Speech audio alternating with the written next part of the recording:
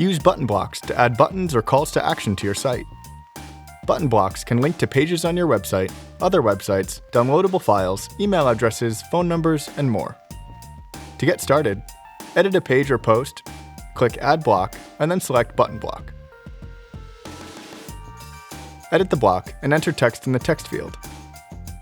We recommend keeping button text short and sweet, like a single word or short key phrase, like donate or take action.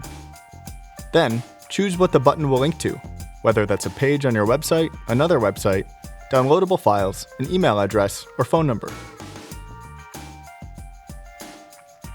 Choose whether you want the button to be a primary, secondary, or tertiary button.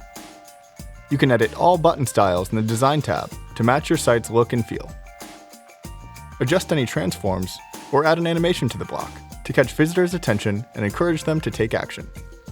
Let us know if you have any more questions. We're always here to help.